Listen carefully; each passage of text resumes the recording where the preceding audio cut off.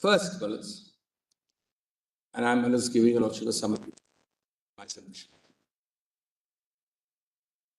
Balas, this is a case at the core not merely about distribution of powers and the balance between Government of India and NCT. As it appears to be, certainly it is that also. But at the core, Balas, it is about whether civil servants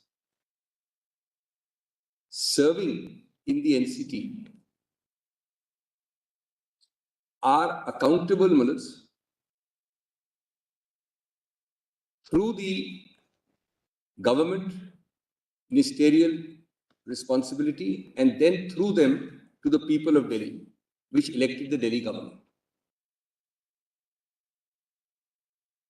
Really, at the core is that issue. And when I come to that section, I'll be dealing with some interesting issues, Balas, about how, and your Lordship's judgments have also dealt with it, including one judgment by the Honorable Chief Justice. Your Lordship has broadly a triple chain. Civil servants must be accountable to ministers. That is the first leg of the chain.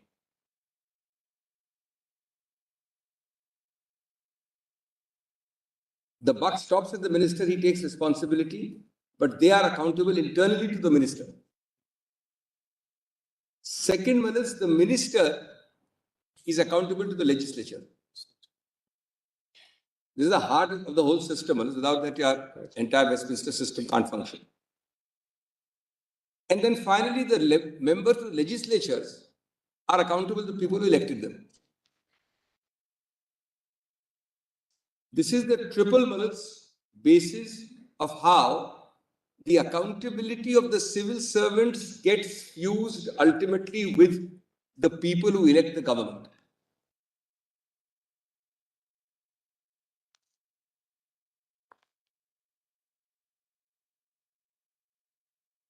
The second aspect, the broad theme,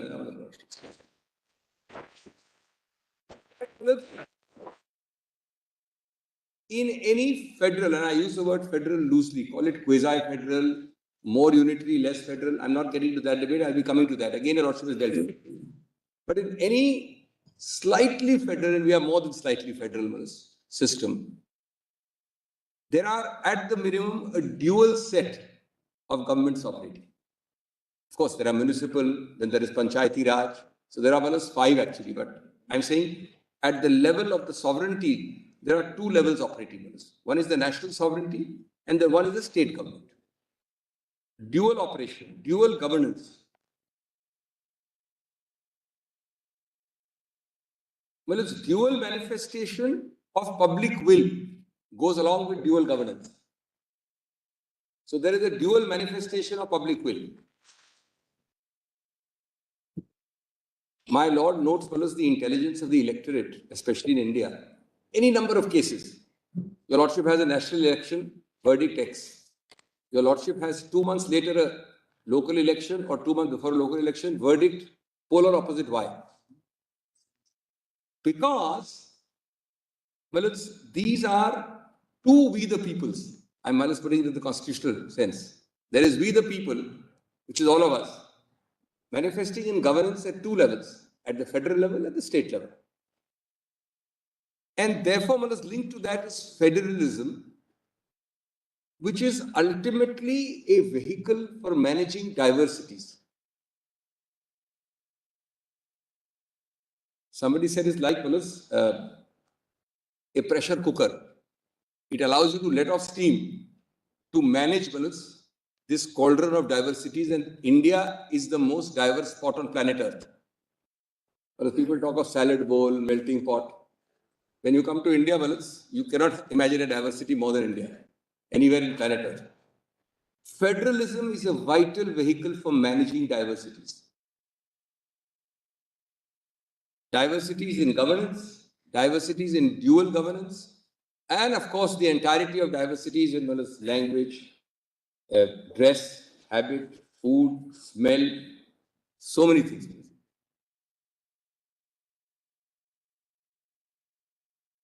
Thirdly, the third broad facet arising here is any government which is to fulfill the will of the people in this triple thing, is answerable to the legislature, legislature is answerable to the people, and the civil servant is answerable to the minister in whose department he works.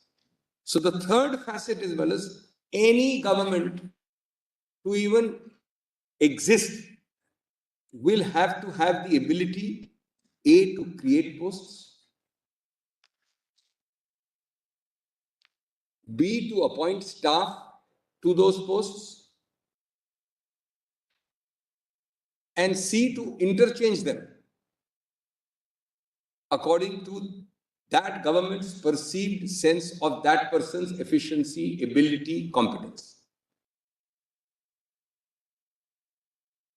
Unless a government has this power of creating and managing the civil service, appointing persons, transferring persons, the government cannot function.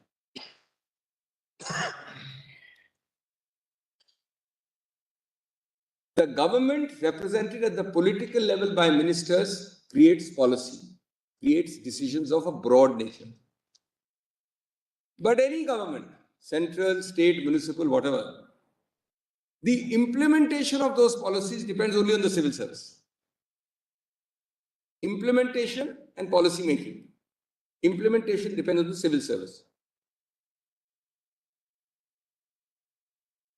Imagine, even conceptually, and I'm only at the moment talking conceptually, a situation where those who are charged with the obligation of implementation, ultimately going back to the will of the people,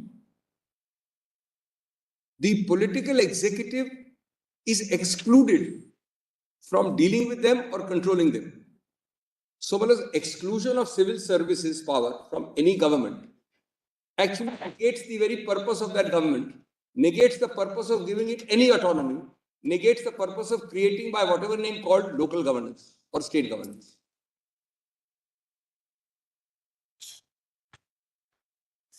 What happens when you exclude fellows? The political system, civil service below, legislature above, people at the back. What happens when you exclude civil service fellows? A, exclusion of civil service means that the civil service itself ceases to be accountable to the people through this chain of command which I've just described.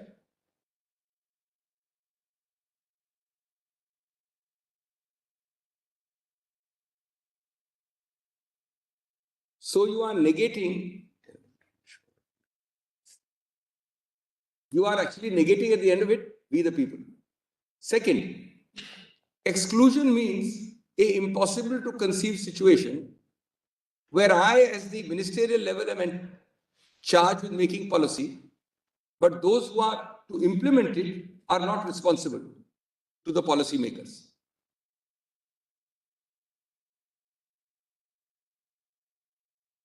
You are a civil servant in that sense, but a civil servant with a different master.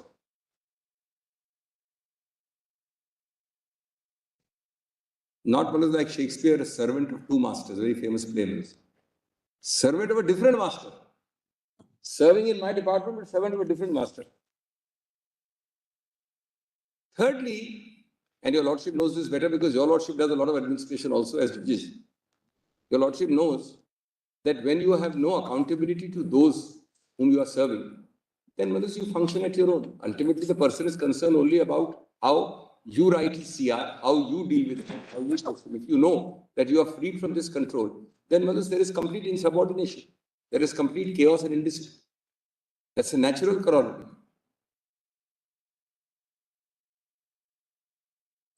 At the heart of this case is it even conceivable to argue or suggest, especially after your Lordship's Constitution bench? I will say that this is a very short case because most of these things are dealt with by your Lordship's Constitution. Is it even possible to contend that civil service be excluded, as has been done by the impugned notification? That's all. The short point in the impugned notification is civil service is excluded from the NCT's control. NCT, when I say NCT, I mean NCT government, not the territory. Is it even conceivable that you can have a notification saying civil service is excluded from the NCT government's scope? Then your Lordship might not have created 239AA NCT. For that matter, your lordship need not have created lesser. There are 9 union territories in India. One category is no legislature. One category has legislature but by parliamentary law. Delhi is the third category, only one, which has parliament by a constitutional amendment. In neither of these two other second categories, even the parliamentary one or the constitutional one, can your lordships imagine a UT with a legislature, with a government, with ministers, great civil service from ministerial or governmental control? It might sound well as simplistic or astonishing. That's the heart of this case. That's the notification we are impugning. Then, Malas,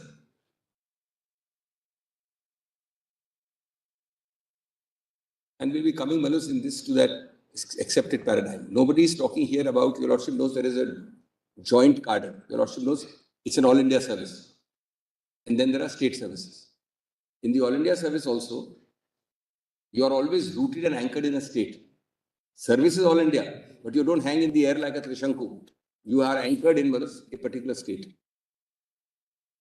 So Malas, the all India cadre decides to release Mr. A or B. Till there is no issue. Once he releases A and B for state NCT or state Malas X, then how that person, where he's posted? Tomorrow, Malas, I decide to post him in my place and I decide to post him elsewhere because I have a perceived understanding of their competence. He'll be better in Department of Storage, he'll be better in Department of Water, whatever I may say. That is entirely an intra-state issue or an intra-UT issue. It can never be an issue which a third party can decide. Otherwise, you can't run any UT.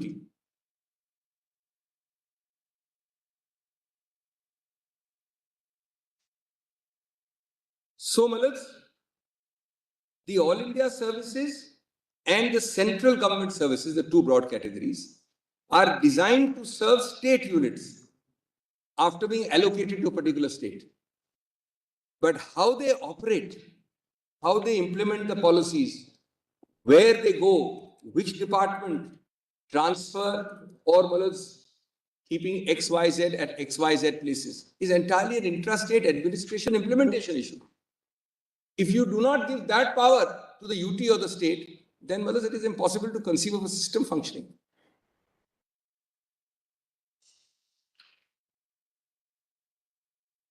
In our discussion, Malas, we had an example. I mean, it may sound like a simplistic example, but it's not an entirely inapposite example. Malas, your lordship has a chamber of a lawyer or a senior counsel. He gets, Malas, juniors or Malas, colleagues in the chamber. He has started his practice in a small chamber. He decides that this person's unique abilities lie in this area of law. I will give him this whenever this kind of matter comes. And this person in another kind. Or he will be in Supreme Court, he will be in High Court. I'm giving just examples. The chamber head decides that. As his practice grows, he gets many more juniors. He creates new posts and decides. And tomorrow he decides, no, I found from experience that you are not so good in Supreme Court. You go to Supreme Court, you go to High Court. These are matters of implementation and administration. Your lordships can't conceive of any system working. Here the whole government is to work without civil services being in their control. By a bizarre interpretation of entry 41. That's the whole case. Not a wrongful, not a bizarre, I use the word advisory. And I'll demonstrate that.